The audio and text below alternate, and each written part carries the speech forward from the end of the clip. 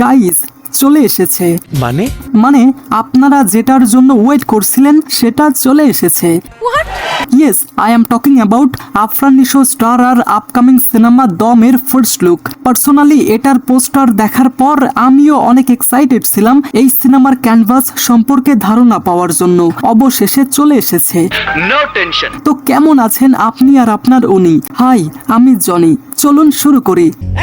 First of all, Afran Nisho as a actor 2023 সালে বড় পর্দায় আসেন আর এখন পর্যন্ত তার প্রত্যেকটা কাজই প্রশংসিত হয়েছে। কিন্তু এখানে তো ভাই সে এক অন্য লেভেলেই চলে গেছে। Look at his expression, like এটা যে একটা মারাত্মক সিচুয়েশনাল এক্সপ্রেশন সেটা তো বুঝতেই পারছেন। যাই হোক, তো এই ফার্স্ট লুকের প্রত্যেকটা জিনিসই আমাকে মুগ্ধ করেছে। লাইক এটার লোকেশন, কালার গ্রেডিং আর বিশেষ করে music, it's awesome guys. I think এই সিনেমার শুটিং কাজাকিস্তানে হয়েছে। আর যেমনটা আপনারা জানেন এটা সত্য ঘটনার উপর নির্মিত হচ্ছে। আর এই গল্প এমন একটা স্টোরি লাইন ফলো করবে যে আফরান নিশো অবৈধভাবে বিদেশ যাওয়ার সময় কোনো সন্ত্রাসী গোষ্ঠী অথবা লোকাল গ্যাংয়ের হাতে ধরা খাবে, যেখানে তার উপর অমানবিক অত্যাচার শুরু হবে এবং সে যে একজন বাংলাদেশি এটা জানার পর হয়তো সেই গোষ্ঠীর লোকজন তার পরিবারের থেকে মুক্তিপণ দাবি করবে, আদারওয়াইজ তাকে মেরে ফেলা হবে।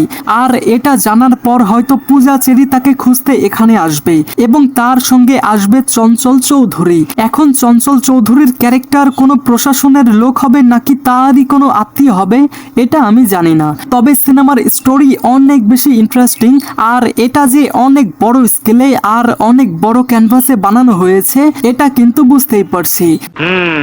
আর আমি যখন অনেক আগেই জেনেছিলাম যে এই সিনেমার সঙ্গে SBF যুক্ত, তখন সত্যি বলতে এটা নিয়ে এতটা আশাবাদী আমি ছিলাম না। ভেবেছিলাম কোনো টিপিক্যাল গল্পের সিনেমা হবে। তবে এই ফার্স্ট লুক দেখার পর এটা তো বুঝতে পারছি আমরা থিয়েটারে একটা সিনেম্যাটিক এক্সপিরিয়েন্স পেতে চলেছি, যেখানে থাকবে টান টান উত্তেজনা, পাওয়ারফুল কাস্টের পাওয়ারফুল পারফরমেন্স এবং একটা সিনেম্যাটিক রোলার কোস্টার রাইড।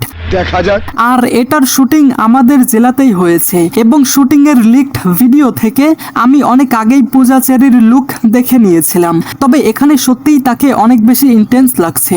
আর আমাদের পাবনার সওয়াল চঞ্চল চৌধুরীর কথা আর কি বলবো, কিছু কইতাম না।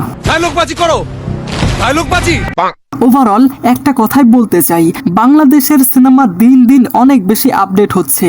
আর বলতে ভালো লাগছে যে বাংলাদেশি অডিয়েন্স আরও একটা ধামাকাদার কন্টেন্ট দেখতে চলেছে এবং এই ফার্স্ট লুকের কোনো উইক পয়েন্ট আমার চোখে পড়েনি। তো আপনার কাছে এটা কেমন লেগেছে কমেন্টে জানান। Thanks for watching guys.